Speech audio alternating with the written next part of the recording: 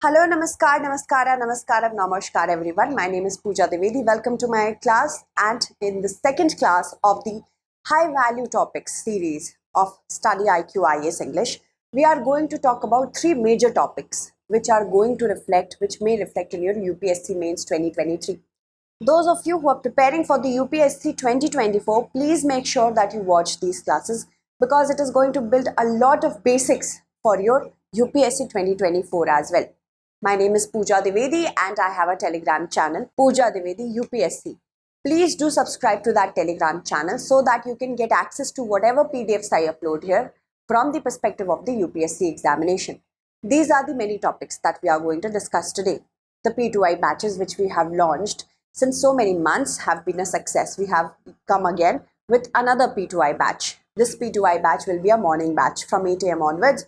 On a daily basis from 11th September, you will get your classes, not only classes. You will also get study material, prelims test series, mains test series, daily answer writing practice, current affairs module on a daily basis.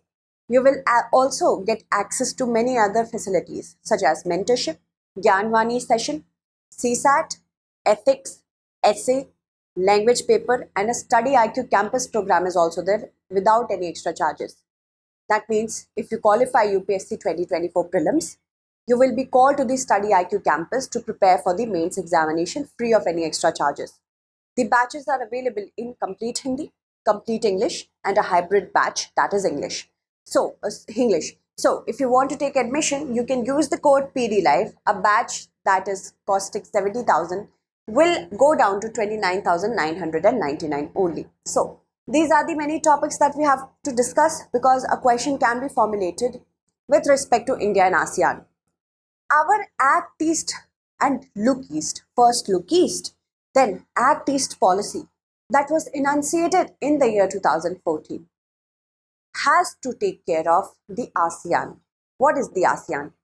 ASEAN is a regional grouping that comprises of 10 Southeast Asian countries. These Southeast Asian countries in 1967 made a pact with each other that we will cooperate on the economic, political, and security front. As a whole, we will grow together. This is the concept of ASEAN. ASEAN's current chair is Indonesia. Prime Minister of India is on a visit to Jakarta, two-day visit, will be on a two-day visit to Jakarta in order to attend summits, specifically ASEAN and the East Asia Summit. So, the ASEAN can be called a regional grouping of 10 members that elected for a common coordinated pact in 1967, and these countries as a whole, these countries as a single bloc, it is very important for India to consider them, to coordinate with them if India wants to dampen the influence of China. Okay, so as a regional benevolent power, India has to ensure that India develops a mutually beneficial relationship with the ASEAN. So ASEAN comprises of the countries of Myanmar, Thailand, Cambodia, Singapore, Indonesia, Malaysia, Brunei Darussalam, Philippines, and Vietnam. And here is, of course, the South China Sea, which is very important from the perspective of our examination. China always has remained a security threat to many Southeast Asian countries, because of its territorial claims. And when there is such a tenacious neighbor, it becomes hard for the smaller countries to be safe in its existence. We are talking about China's existence as an assertive power, not as a geographical power, as an assertive power. So India has to establish itself as a country which doesn't want to claim anything, which doesn't want to assert anything, yet it only wants to ensure that our Sagar approach, that is growth for all, happens in this entire region. India, with any bloc, wants certain things to fulfill. First is the economic perspective, then political perspective, security, cultural, These are the main things in India's foreign policy. First, ensure that you have flourishing economic relations with a bloc. You have political like-mindedness. For example, for the South China Sea, which is a part of the larger Indo-Pacific. This region remains free and open for all, so that each and every country can trade and grow together. This is our security and political both perspective. Then we have cultural perspective, ensuring that India remains a soft power. India influences such countries with the commonality of religion, commonality of language, commonality of history. So India's policy towards ASEAN rests on these pillars. Specifically, with respect to Myanmar, we can be more assertive when it comes to having security in the northeast region. Right now, as we see that the northeast region is disturbed. The northeast region is disturbed because most of the things have remained very volatile since the coup in Myanmar. So when crossing of refugees from either side happens, that creates a problem because people who reside here start being xenophobic. Xenophobia means the fear of people who have come from not the original land but from afar. So this is xenophobia. So xenophobia has also to be tamed because people specifically in Manipur are claiming that Myanmar refugees are creating a problem. But instances have also come when Manipuris there also moved to Myanmar.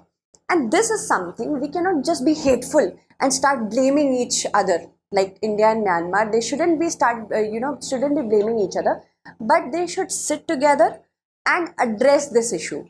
If your mind is full of hatred, you will never be able to see the clarity of any picture that has been given to you.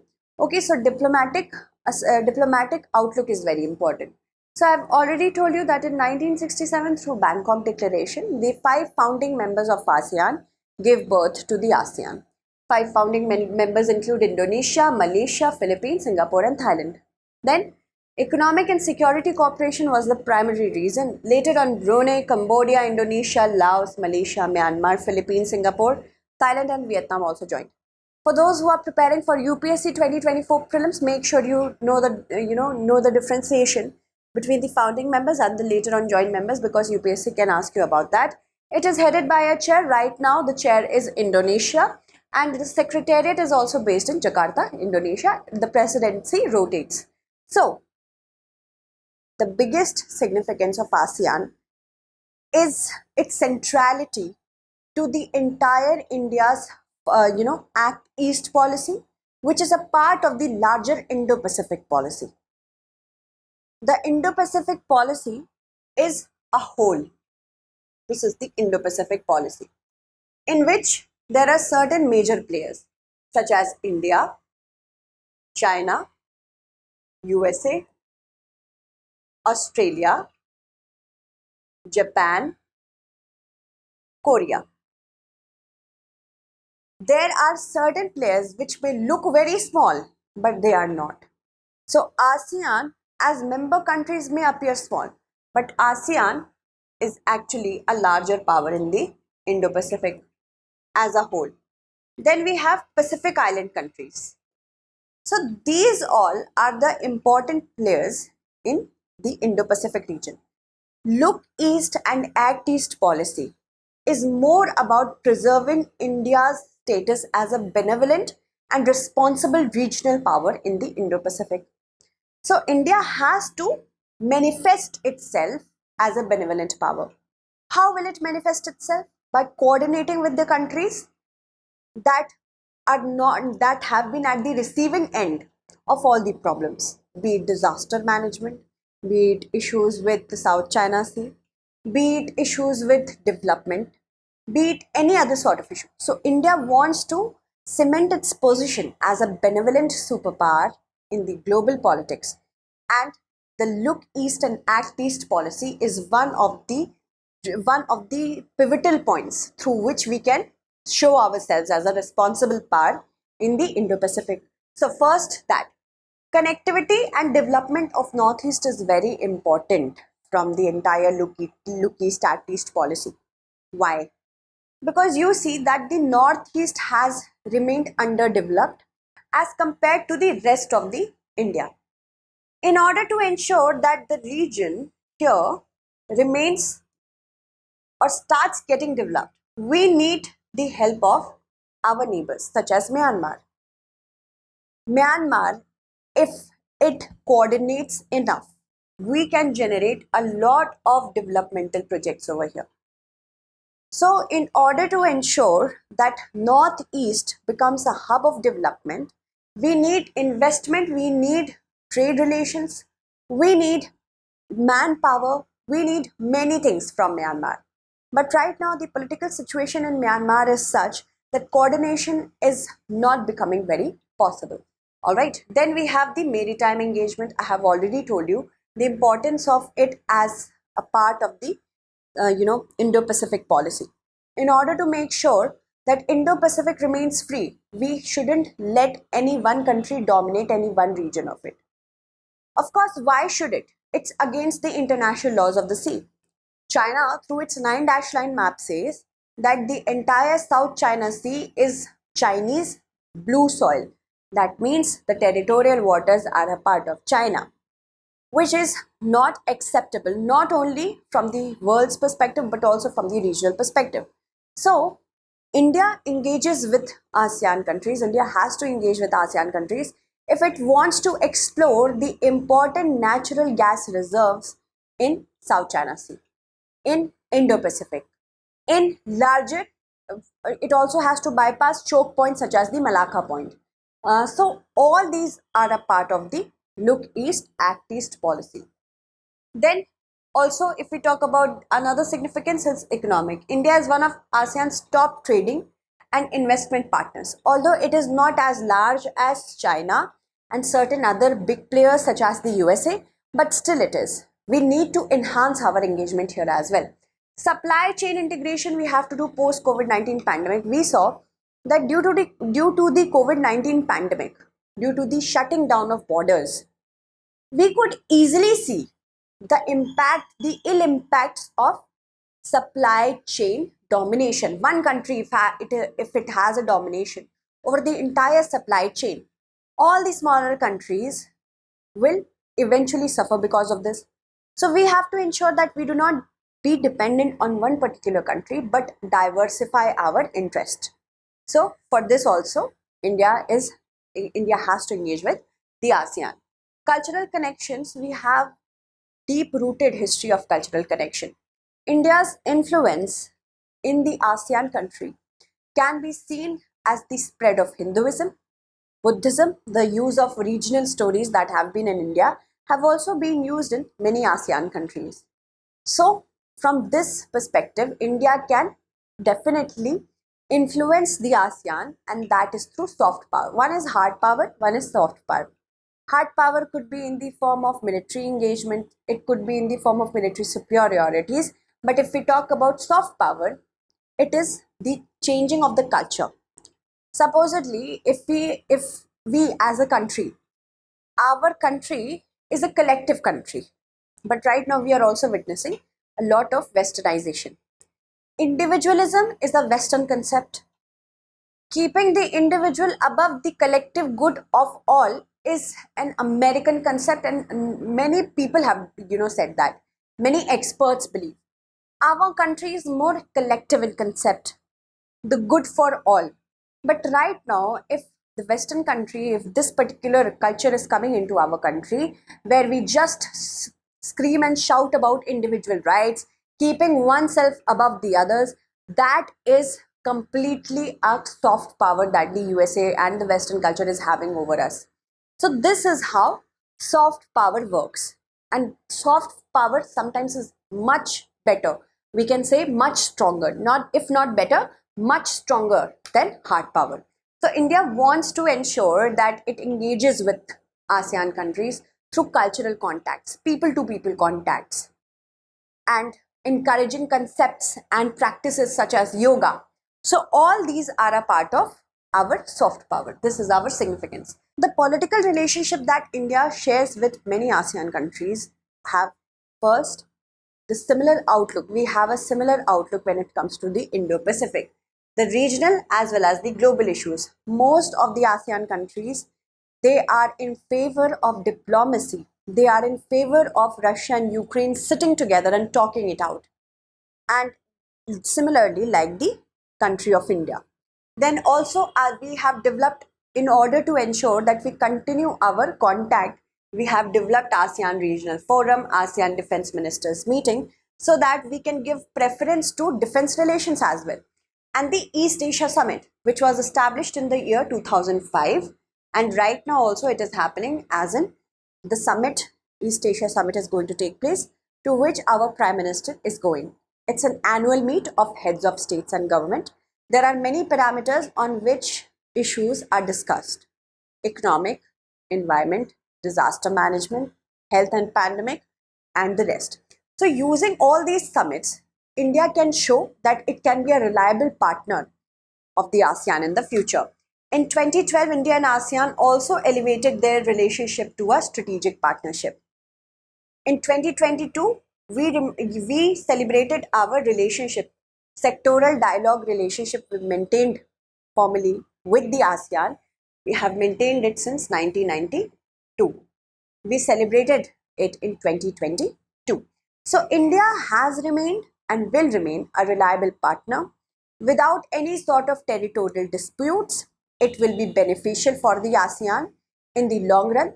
This is all what India wants to show. So there are many areas where we can cooperate. We can cooperate in our market expansion. We can cooperate in disaster management and green technologies. We can cooperate in keeping Indo-Pacific and South China Sea, which is a part of the Indo-Pacific, secure. We can mutually explore natural resources in the exclusive economic zone that can benefit the both regions. We can engage in employment opportunities. We can engage in commercial and cultural areas. So there are so many things we have to still explore. So now we can see that ASEAN is one of India's largest trading partner. The ASEAN-India agreements on trade and services and investment also entered into force in 2015. India has a comprehensive economic cooperation agreement with various countries of the ASEAN region, which has resulted in concessional rates and rise in investment. India established the ASEAN-India Business Council in March 2003 so that the private sectors of both the regions can come together and engage themselves in fruitful investment so that it can provide employment opportunities, infrastructural opportunities, and the rest. Moving on. The maiden ASEAN-India maritime exercise is held in this year only in order to show that maritime engagement, maritime drills are important if in case ever a situation arises. Also, these drills are important to ensure that other countries know that no particular water body which has so many littoral states, it is not the backyard of any one country. Watershed military exercise was also held in 2016. And implementation of ASEAN Plan of Action in combating transnational crime is also implemented from 2016 to 2025. So both traditional and non-traditional threats are engaged here. Traditional include terrorism, piracy. Non-traditional can also include China's assertiveness. These all have been a part of the various engagements. But there are also certain challenges. We'll get into that. Tourism and people-to-people contact. India has become the first dialogue partner. India is a dialogue partner to the ASEAN to sign an MOU on strengthening tourism cooperation with the ASEAN. Challenges, first of all, whatever developmental projects we have undertaken, we are not able to develop it properly. As in the India-Myanmar-Thailand trilateral highway, which is going to connect Moreh in India to Mae Sot in Thailand, so that free movement of people can take place from this region to that region. Connectivity, free movement of proper movement of freight, if not free. So all this has to take place. Only 70% of the work has been completed. Earlier the governments were thinking to make it operational by the year 2015, Later on, it was extended to 2019, and finally, it is being said that it will take more years. So it will become 2027. 70% of the work has been complete. Kaladan multimodal project is also right now stalled, as you can see. It could connect the ports of India to the port of Myanmar, Sitwe port of Myanmar. But it is being said that it is getting delayed due to the political situation in Myanmar. So we have to work out on certain matters, and these have been remaining the most pressing challenges. Trade and economic ties are also underwhelming because China, as a trade partner, is really strong.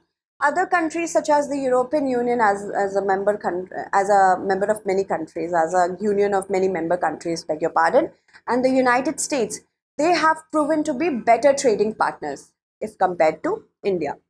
Free mobility of labor is another issue for India because among the ASEAN nations, there is free mobility of labor.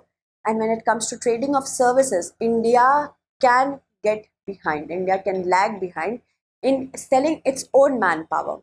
Then, Quadrilateral Security Initiative, which is an initiative of India, USA, Japan, Australia. These four countries, as an informal grouping, have the primary aim to keep the Indo-Pacific free of the influence of any one country.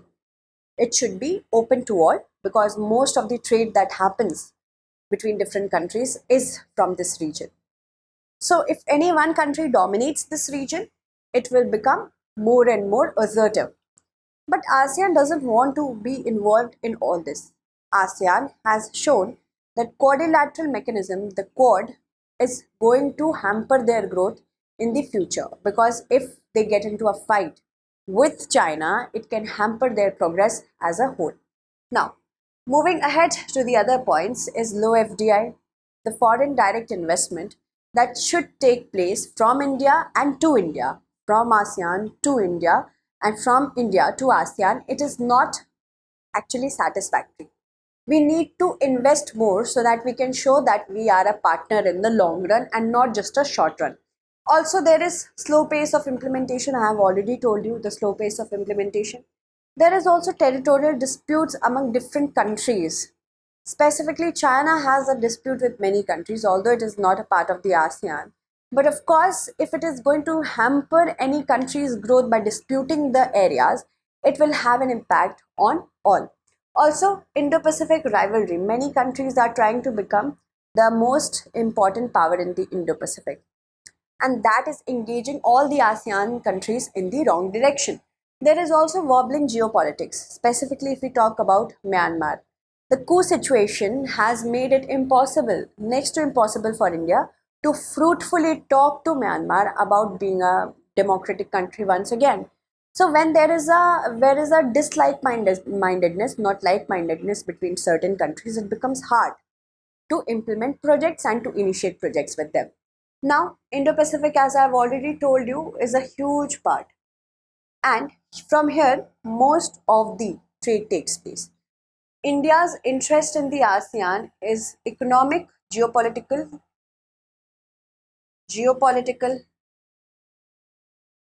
security. Remember all this, you can write it. You can draw mind maps. You don't have to write in paragraphs because paragraphs doesn't look nice.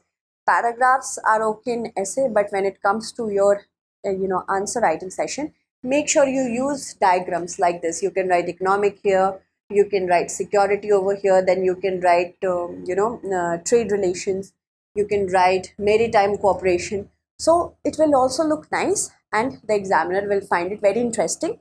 And of course, the examiner doesn't have too many hours to just sit and relax and check your papers. It will be very quick for them as well. Now, let's talk about India and Central Asia. India's relationship with Central Asia goes back to years and years, thousands of years, we can say, when many invaders from Central Asia invaded now India, as a nation. India has become only a nation after the advent of the British. But modern nation before it, we were a great geographical diversity. So India used to be invaded, India used to interact with traders from Central Asia. India has historical relationship with the Central Asia. But after 1947, we couldn't find any direct contact with Central Asia. Our direct contacts were driven away. Because of course we had Pakistan and Afghanistan, we did not have any direct corridor with Tajikistan, Kyrgyzstan, Kazakhstan, Uzbekistan and Turkmenistan, which is the Central Asia. The Central Asia is important for India to reach beyond Asia. I mean, if this region is friendly with us, we can reach the European region. So our interest with Central Asia can be called as twofold. First is connectivity, to provide us connectivity to the European nations. Then we have security. Central Asia is very important to ensure that perpetual security remains in, perpetual stability remains in Afghanistan. So Afghanistan, here we also have invested a lot in order to safeguard our investment, in order to make sure that our goodwill in Afghanistan remains. We need the cooperation of Central Asia, and that is why Central Asia is very important to us. Another very important significance is geoeconomic. There are so many resources, natural resources, which India can use for mutual benefit. For not only India it is beneficial, but also for the Central Asia to trade with India when it comes to, us being energy starved right now. So we are energy starved right now. We are looking to diversify our options. So Central Asia is one of the regions from where we can get a lot. For example, according to British Petroleum Statistical Energy Review 2021, Kazakhstan, Turkmenistan and Uzbekistan, they have proven oil reserves of 30 billion, 0.6 billion and 0.6 billion barrels respectively. Their daily crude oil productions were 1.18 million barrels, 0.216 barrels and 0.047 million in 2020. So, we have to ensure our options are diversified. We are not just dependent on one particular region or one particular country for our energy needs. That is why Central Asia is important. Why? Because the world is becoming more volatile. When the world becomes volatile, we have to diversify. Diversity is the key to hedge ourselves from the perpetual volatility that the world right now is in. Trade, of course, in order to trade with Central Asia, we need a connectivity. We need connectivity projects so that the trade is more beneficial rather than it is costing us a hefty amount. If we do not get access from Pakistan and Afghanistan to Central Asia, West Asia and the region beyond, we have to ensure that we develop our own connectivity. Isn't China doing it with its Belt and Road Initiative? What is India doing? India has been challenged in this regard. I have already talked about connectivity. Then security aspects with respect to Afghanistan. India and Connect Central Asia policy is one of the policies to keep China in check. When China started getting deeply and rooted into the Central Asia, and of course Central Asia is a part of our extended neighborhood. It is not the immediate but the extended neighborhood. The Connect Central Asia policy was launched in 2012 so that we can mutually benefit. We can of course invest. If not mutually benefit, we can invest in Central Asia with respect to economic development, building hospitals, schools, coordinating with them in order to give the employment opportunities over there. So all this was a part of Central Asia Connect Central Asia policy. Political, security, economic and cultural connections were explored through this particular policy. Convergence areas are many.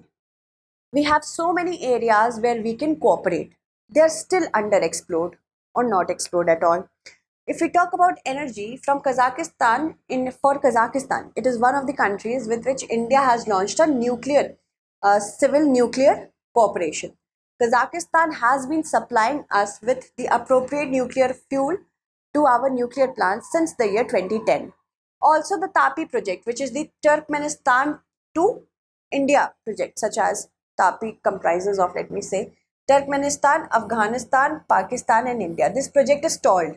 This project is supposed to provide natural gas to us. But it is stalled because of the inconvenience caused by Pakistan and Afghanistan. The political situation is not apt, so it is still stalled. This is one of the areas of major convergence. Also, the Caspian Sea which lies over here, it has 4% of the world's natural gas reserves and approximately 3% of oil reserves. So all this is being unexplored by India. Why? Because we do not have a direct neighborhood. It is the extended neighborhood. Our immediate neighborhood do not want to be involved in this project right now. Security and defense mechanisms are also there, as it is important to ensure that Afghanistan, Pakistan, the radicalist tendencies of these two regions are kept in check. We need to coordinate with other neighbors, such as we have the Khanjar exercise, which is an annual joint military exercise between India and Kyrgyzstan. Let me show you on the map where is Kyrgyzstan. So India, here is, and here is Kyrgyzstan. We have an annual military project with them, exercise with them. Also, the another one is the Kazin, which is a joint military exercise between India and Kazakhstan. So here is India, here is Kazakhstan. With them also we have a military exercise. Remember, Kazin and Khanjar. Okay. So because it could be asked in your UPSC 2024 as well. Once you start preparing for the mains examination, you will automatically start preparing for the prelims. Many students say how to prepare for prelims and mains. Of course, the strategy is different when it comes to following the exam pattern. But the syllabus and the knowledge that is needed, it is important for both UPSC prelims and mains, right? Moving on, the next one is of course the Shanghai Cooperation Agreement, to which India became a full-time member back in the year 2017. In that particular Astana summit, Pakistan also became a member. So through Shanghai Cooperation Organization, which is a Eurasian Economic, Political and Military Association, we can ensure stability and peace in Central Asia. India needs to ensure that it gets to play a bigger role than it already does. Of course, India, when it was the host or when it was the president for the Shanghai Cooperation Organization this year, it made sure that it calls out certain countries who are destabilizing the peace in certain regions, in the region of India and hence the entire Asian region. But still, India needs to ensure that more countries are seeing eye to eye on such issues, and Central Asia can become one of these regions. Moving on. Development cooperation between India and Central Asia is majorly inclined towards giving them line of credit, giving them grants, loans and aids for development and both manufacturing project. India Technical and Economic Cooperation Program helps in building skills in the populace of Central Asia. Grants to Tajikistan have included funding to rehabilitate and modernize the Varzov 1 hydropower plant. So through all these particular initiatives, India can, of course, show goodwill. India can ensure that it remains in the hearts of the people. That if it is very important, this is an unsaid rule of foreign policy.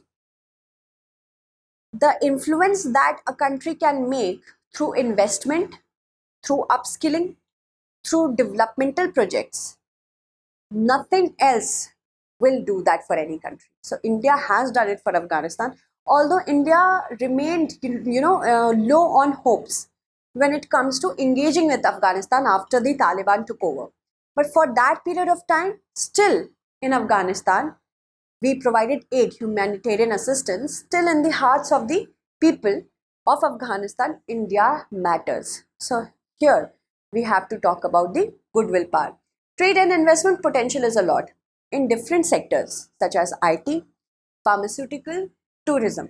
Kazakhstan is India's largest trade and investment partner in Central Asia. Soft power, I have already told you that it is important for any country to develop its soft power. That can happen through commercialization of movies, songs, people-to-people contact, tourism, developmental projects, investment, building hospitals, schools, dams, reservoirs. So all this is a part of the soft power. So many students from Central Asia, they come to India for higher education. People in Central Asia listen to Hindi movies and they also watch Indian movies from Bollywood. And after the advent of the internet, it is becoming much more profound. Moving on. Development of the international north-south transport corridor, which includes the countries, many countries are included here. This is a series of ports, railway projects, road projects that would connect India, Iran, Azerbaijan, many countries of Central Asia to Russia. And then we have the standard route, it is here. If the international north-south transport corridor becomes a success, it can definitely have, a leverage. India can have a leverage over many Central Asian countries, and we can hedge against China's Belt and Road Initiative, which is already going across continents, so that the influence of China can increase. The trade of China with other countries can increase. So India is working a little low here. It is still not fulfilled. Ashgabat agreement also hasn't been fulfilled as of yet. India has been a part of the Ashgabat agreement, which is a multimodal project which will also connect India to many regions of Central Asia and Europe. But India hasn't done very actively. India hasn't become a participant in it. Of course, sanctions by the USA on Iran and later on to Russia, it has been one of the reasons. So you see, these kind of projects do have high hopes on stability of the politics. Okay. Now, India, Iran, Afghanistan, Armenia, Azerbaijan, Russia, Central Asia and Europe, these should be connected by the International North-South Transport Corridor. Becoming a member of the Ashgabat Agreement has worked in favor, but it has not been fruitful as of yet. And India, Iran, Kazakhstan, Oman, Turkmenistan, Uzbekistan for creating an international transport and transit corridor facilitating transportation of goods between Central Asia and Persian Gulf. So that goods can if India is able to exploit these projects, our markets will expand, manufacturing capacities will expand, employment will expand, India's outreach to Central Asian nations will expand, to Asian nations, other Asian nations, West Asian nations will also increase. Moving on. Trade, of course, is underwhelming with Central Asia. We have a trade of just 2 billion US dollars. India has it. China, on the other hand, has it at $100 billion. Whopping $100 billion. Those who are economically powerful in the current scenario are much preferred. Of course, China has lagged behind when it comes to soft power and being coordinating and being cooperative with other countries, but it has a lot of money. So it lacks at certain places, whereas India has remained a benevolent power, a responsible power. Now, another problem is the developing Russia-China nexus.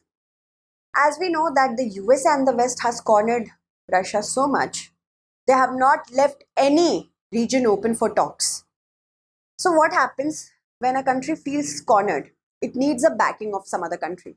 And China time and again has showed that it will never condemn Russia, even though India has remained neutral. It has maintained the trade relations with Russia. It has never went, all berserk on Russia, which is our policy. Our policy has been very neutral and calm. China, on the other hand, openly abhors the USA and backs Russia. So at these kind of times, we see that such countries become much closer. So this developing nexus is a problem. Another challenge is the Pakistan-China nexus that has grown over the years. Pakistan has been nurtured by China in order to remain a nuisance for India. Moving on. Next is India-Europe. I hope you understood the Central Asia part, India-ASEAN part. Now we talk about Europe. Significance of India in Europe is increasing. How? As one of the fastest growing economies of the world, as a country with which countries such as France can have a thriving defense relation, a country from which a prime minister, as in the origin of the prime minister of UK has come. So that is why India's significance from all perspective, it is increasing. India has remained one of those very few countries that have become a bridge between Europe and the global south. between the West and Russia. If not a bridge, but India has remained a balancing power. How has it remained a balancing power? After so many sanctions, the West couldn't buy oil from Russia. Of course, how will they look in the domestic policy? In the domestic politics, they may not look very good. In the international politics, they may be called hypocrites.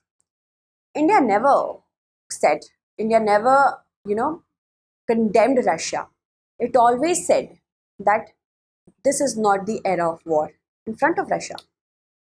We have been a power.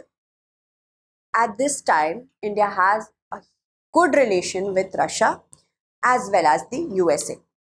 So, because of its policies, because of its multi-alignment policy, because of it not joining any sort of bloc, in Europe, it has become a country that toes its own lines, not any other country's lines.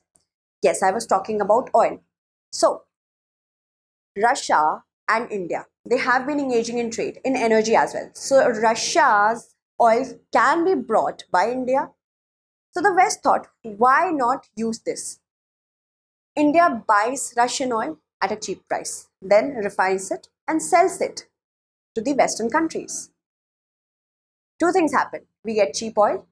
Second thing happens is that the supply of energy remains intact and the inflation related to energy issues do not accelerate so much.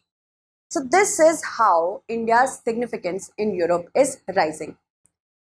Then let's talk about it. Employment. Our policies with European Union, specifically with the countries of Europe, are very similar when it comes to providing proper peaceful situation, creating jobs, boosting economic growth. These have been the parameters of our foreign policy. Financial assistance, such as EU-India cooperation, it evolved from a traditional financial assistance type towards a partnership. Earlier, we were a low-income country. As and when we have become a middle-income country, the areas have enlarged for cooperation. So from an aid receiver, we have become a partner. We just saw it. We saw it when our Prime Minister went to France at the Bastille Day parade. And we could see what kind of pomp and show has been there for India. That's not for the Prime Minister. Prime Minister is representing a country. You should be aware of it. A country is being represented. The importance of that country is of paramount. It may not be so for the personal relationship that the Prime Minister may be sharing with that country. But it is a country when it is being represented on a global scale. The kind of pomp and show India has received is unmatched. Right now, tell me which another country from Asia has got it. Just tell me that. All right, moving on. Trade. EU is India's second largest trading partner. India's second largest export market also. So that is why we are expanding our trade relations. India is EU's 10th largest trading partner. That is 2% of India's total trade in goods happen. Exports, when we talk about exports, the recent exports for 2022-23, the exports are USD 67 billion and imports stood at USD 54.4 billion in 2021-22. There has been a lot of contribution to European security. Let's know how. First of all, during the two world wars, India has been an ally to many Western countries so that they can win the wars. India was, of course, dragged into the war as it was a colony of the British. Still, we did it. India has a stake in the stability and prosperity of Europe. India has time and again said, in order to come back on our feet after the COVID-19 pandemic, we need to be cooperative, and war is not the situation that should arise. India has time and again called for diplomatic solutions between Europe and Ukraine. At the same time, India has also said that why does Europe think that its problems are world's problems? Every region is different. One size doesn't fit all. India has been very assertive in the recent times. This is because of the great team that India is working with right now. Also, India has an opportunity to play a constructive role in bridging the gap between Russia and the West. Although this particular role has not been exploited enough. China is not suitable. India is suitable to become a proper bridge between the Russia and the West. We have to understand how can we explore it. We can take this initiative only if both the regions say yes to India being a mediator. However, it is not in our policy that we mingle into the issues of two countries. A bilateral issue should be resolved bilaterally.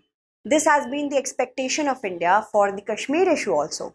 This is, of course, first of all, it's not a dispute. Kashmir is ours after the signing of the instrument of accession. When our then Prime Minister took the issue to the British, they made it a bilateral issue. Instead of abhorring Pakistan, instead of condemning Pakistan, instead of upholding the instrument of accession, they made it a bilateral issue. It has been also said that that remained till the very end with the Prime Minister, the former Prime Minister Jawaharlal Nehru ji. He regretted that decision till his very last day. So, of course, the United Nations, League of Nations, they failed us. Strategic partnership. Defense industrial base. India has ensured that it's showing the importance of defense in all the policies that it is making. With countries such as France, we have grown leaps and bounds when it comes to defense relations. Although we have remained dependent traditionally on Russia, but right now India is diversifying its options. Also enhancing our maritime surveillance capability. This has opened up many regions for cooperation between India and so many European nations such as the UK, such as France, such as Spain and Italy to coordinate with India in technology transfer maybe, in technology and capacity building maybe, and promoting renewable energy and climate action. Of course, the European Union wants to become zero carbon emitting economy as a whole, the entire European Union.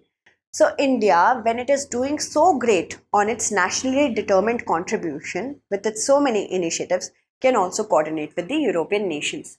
But as I told you that we have traditionally remained dependent on Russia for our defense capacities, this can be a little challenging for India. How to ensure that we also become more cooperative with other countries of Europe by not offending Russia in any way. But payment crisis recently has led to uncertainty over India-Russia defense ties. Payment crisis is occurring, and we need to ensure that they get resolved as soon as possible, because delivery of S-400 regiments for the IAF and Talwar class frigates are getting delayed. And whenever we get delayed with respect to our defense capacities, we lag much behind than China, and after nurturing Pakistan also. Institutional gaps are there because India's lack of institutional linkages are not there. The NATO binds the North American countries and European countries together because they have similar interest in the security of Europe. India has to find a place of commonality without offending any other country. With the USA, it has found the Quad. With Australia and Japan also, it has found the Quad. We need to find a similar, arrangement for ourselves and the European countries. Then there are also resource constraints. The resources that we need to ensure continued support of the European Union countries, it is still missing. And there has been a perceptual gap. What is the significance of India for the entire European Union? How India can play a more interesting part over there, a more engaging part, better than the USA, better than China, better than maybe Russia. We have to ensure that our significance doesn't go down in Europe, and that can be enhanced through economic capacity, defense capacity, energy, climate change, technology. If these five are tapped, nothing can stop India. Now, opportunities are many. We can converge ourselves on the concepts of overcoming terrorism. First of all, we have to decide what is the definition of terrorism. There is no definition which is internationally accepted for terrorism. India can talk about UNSC reforms. India can talk about with an iron fist about setting the tone for counter-terrorist offensive. This is needed. Maritime security is another important thing that we can converge upon.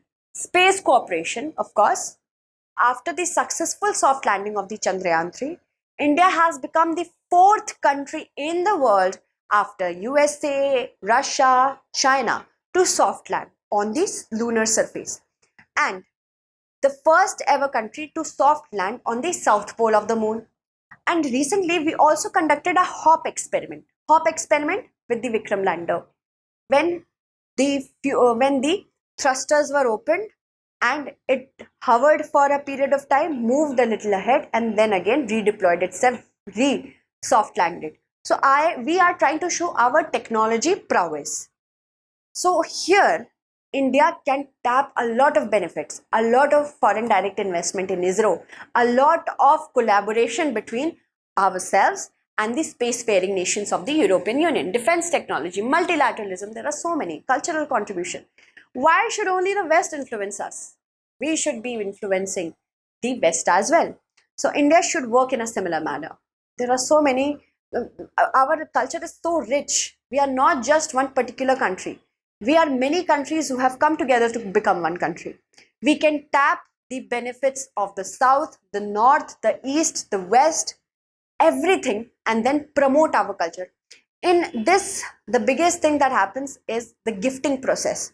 Whenever we see that the prime minister goes to some countries for any sort of summits or anything, he takes gifts to them, and these gifts can represent the culture of some areas. It could represent the culture of Telangana, of Rajasthan, of Madhya Pradesh, of Northeast India, of North India. So it's of course very important to understand how culturally rich we are.